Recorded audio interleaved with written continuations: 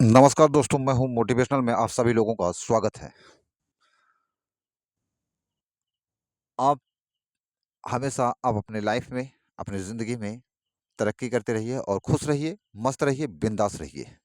मैं हमेशा आप लोगों से यही दुआ करता हूं कि आप अपने काम को, अपने लक्ष्य को हमेशा टारगेट बना करके रखिए, क्योंकि ये जीवन मानव का बार-बार हमें मिलता है, नहीं मिलता है। दोस्तों, हमने भी बहुत सी संघर्षें की हैं, आपने भी बहुत संघर्षें की होंगी, आपने भी बहुत से ठोकरें खाए होंगे। और ठोकर खा-खा करके आदमी सब कुछ सीख भी जाता है। कुछ लोगों की कहानियों के माध्यम से सीखता है, तो कुछ अपनी कहानियों के ही माध्यम से सीखता है। ऐसा तो नहीं है कि सब कुछ सीखा-सिखाया आए और सब कुछ। तो चलिए मैं कुछ रियल कहानी के साथ, कुछ मिलती-जुलती हुई कहानियों के साथ, किसी न किसी के जीवन के साथ ये कहानियाँ ज़रूर मिलती-जुलती आपको समझ में भी आएगी, नज़र में भी आएगी और उसमें जो भी गलतियाँ हो, त्रुटियाँ हों तो ज़रूर बताने की भी कोशिश करिएगा, कमेंट भी करने की कोशिश करिएगा, लाइक भी करिएगा, सब्सक्राइब भी करिएगा। दोस्तों, मैं आप लोगों को बता देना चाहता हूँ दोस्तों, बिल्कुल ये सच है, हकीकत है कि आपके पास लाख संपत्ति हो, लाख दौलत हो, बहुत सब कुछ है आपके पास, पर कभी-कभी सब कुछ पैसा ही मायने नहीं रखा करता, रुपए ही मायने नहीं रखा करता। कभी-कभी हमारे सोच, विचार और कभी-कभी हमारी हरकतें भी मायने रखा करती हैं, जो लोगों को मज़ाक लग जाता है। सच बताना दोस्तों, रिश्ते क्या हँसी-मज़ाक होते हैं? क्या रिश्तों में जुड़े रहना ईमानदारी से क्या ये हँसी-मज़ाक है? क्या रिश्ते को ईमानदारी से चलाना, एक आत्मविश्वास के साथ चलाना, क्या ये मज़ाक की बात है?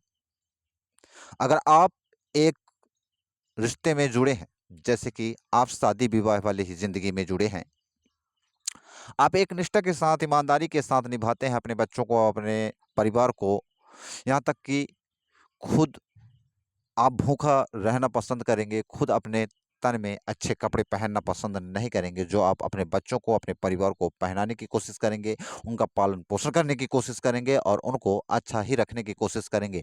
नहीं भी अच्छी तरह से रख सकते हैं, फिर भी उनको ज़िंदा रखने की कोशिश बराबर करेंगे दोस्तों। पहले मेरी बात को समझिएगा और गौर करिएगा।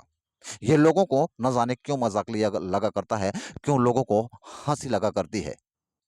ये कोई हँसी-मज़ाक नहीं है। फिर भी मान लीजिए अपने रिश्तों में कहीं पे दरार अगर आती भी है, कहीं पे अगर पति ही गलती करता है या पत्नी गलती करती है या बच्चे भी करते हैं गलती, तो कहीं न कहीं हम एक-दूसरे की गलती समझ करके चलो एक बार समझदारी निभा लेता है, 2 बार निभा लेता है। अगर वही गलती बार-बार की जाए, तो कहीं न कहीं फिर वो रिश्ते ज़्यादा दिन नहीं चला करते हैं।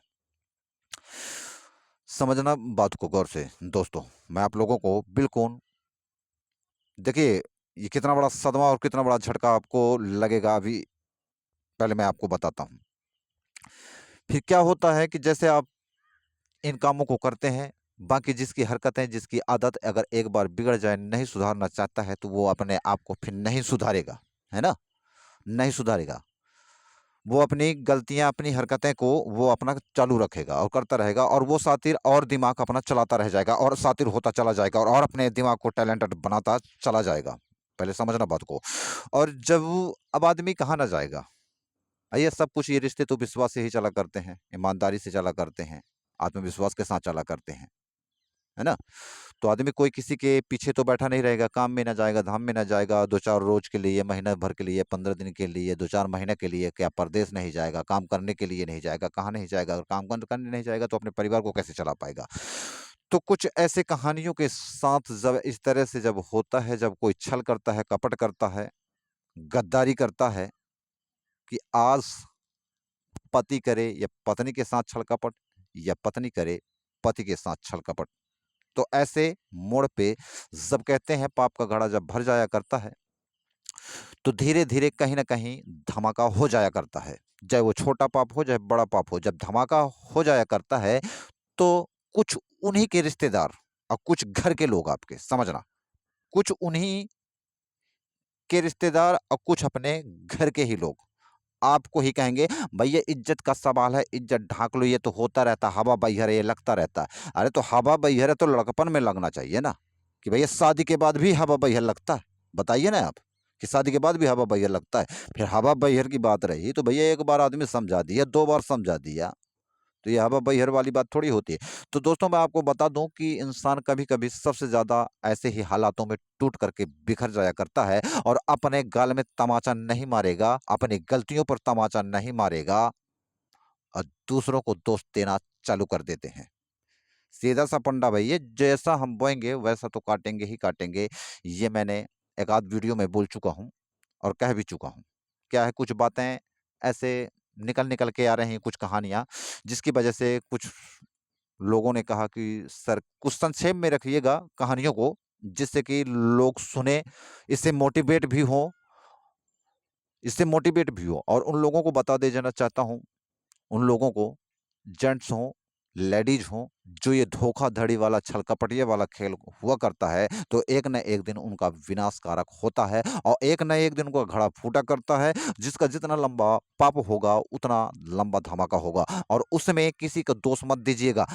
और कभी भी जब आप स्वयं गलती करो तो झुकना भी सीखो, माफी मांगना भी सीखो। अगर 2 शब्द कोई आपका अपना, जिसके प्रति आपने गलती किया है, वो अगर वो बोलता भी है, तो वहाँ पे सहने की ताकत रखो। आप अपने परिवार को बचाना चाहते हैं रियल में, आप अपने, तो झुकना सीखिए, झुकना सीखिए। अगर आप नहीं झुक सकते हो, अगर वही तामस, वही तमन्ना और वही अपना गुस्सा बताओगे, तो भैया सर्वनाश हो जाता है। और गद्दार ज़्यादा कौन निकला करते हैं? जिस पे ज़्यादा विश्वास किया जाए, जिसे ज़्यादा अपना समझा जाए, जो अपना खुद का लाठी होता है, जो अपना खुद का हमसफ़र होता है, वही ज़्यादातर गद्दार निकला करते हैं।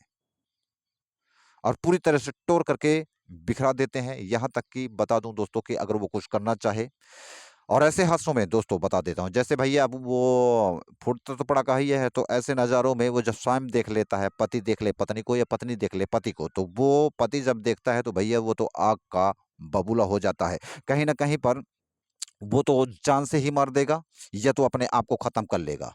कुछ ऐसी भी कहानियाँ होती हैं कि चलो वहाँ पे उनको तो छोड़ देगा, अपने आप को भी बचा लेगा, बाकी टूट जाया करता है वो व्यक्ति जिसके साथ छल-कपट हुआ करता है।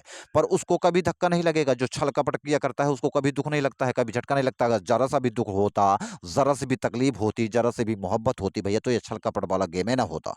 सीधा-सा फंडा है ना, कि भाई ज़रा-सा भी चाहत होती, ज़रा-सा भी दर्द होता, तो ये छल-कपट वाला गेम ही नहीं होता। तो ऐसे लेडीज़ हो या जेंट्स हो, वो कभी जीवन में मोहब्बत या प्यार वो लोग करते ही नहीं हैं उन लोगों से।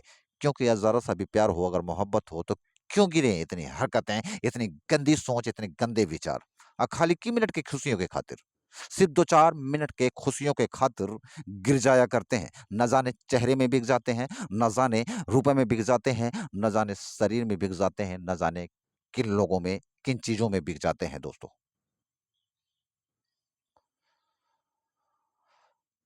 अगर इंसान की खुद की गलती हो तो झुक जाना चाहिए, खुद अपने गाल पे तमाचा मार लेना चाहिए। और एक चीज़ और बता देना चाहता हूँ कि कभी भी आप देखेंगे जब किसी की इंसान बुराई करता है, तो अपनी बुराई पहले कभी नहीं करेगा।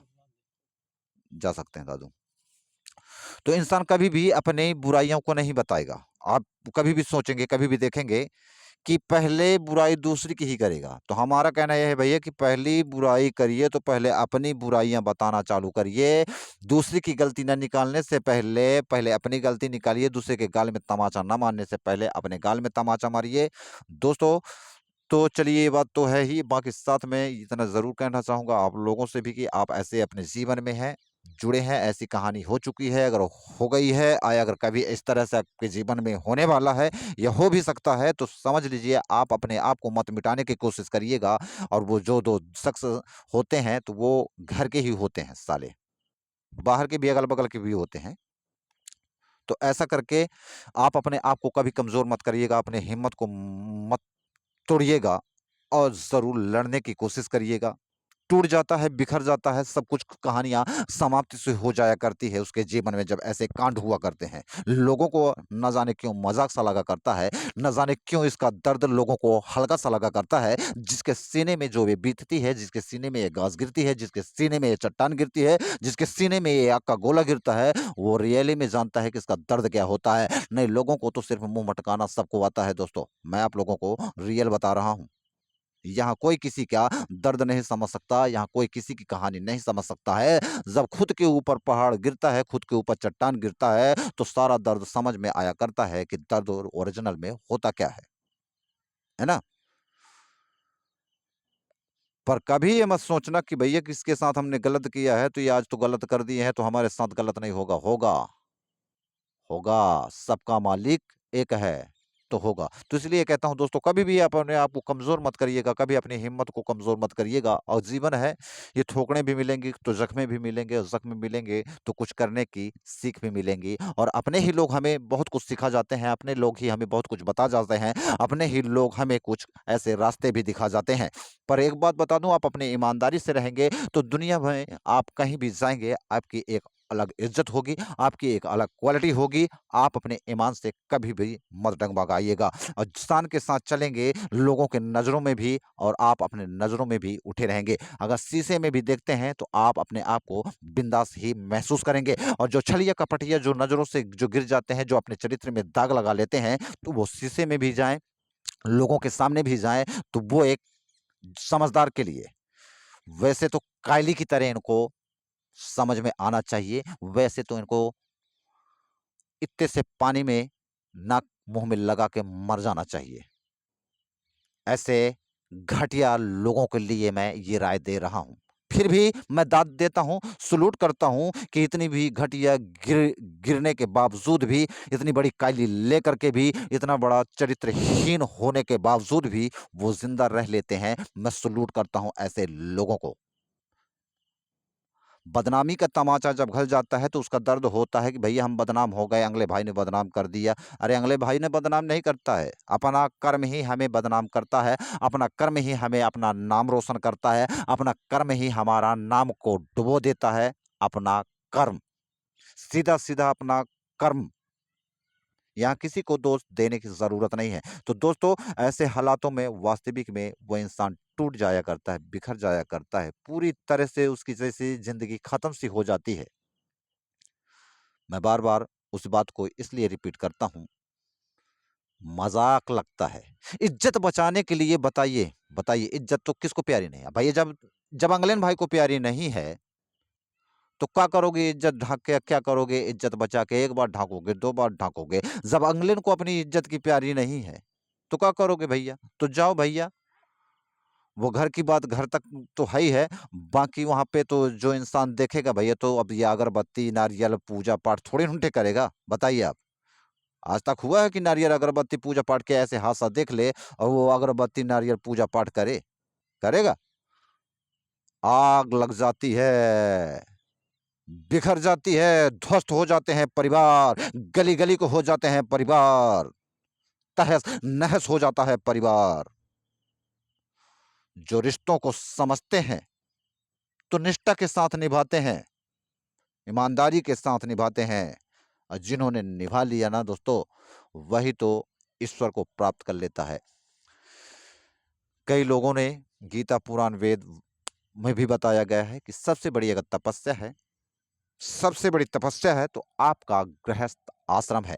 जो ईमानदारी पूर्ण विश्वास के साथ आप निभाते हैं, तो समझ लीजिए स्वयं आप भगवान को प्राप्त कर लेते हैं, और भगवान वहीं पे खुश होते हैं जिन परिवारों में ईमानदारी के साथ, हँसी-खुशी के साथ जो ज़िंदगी जीते हैं।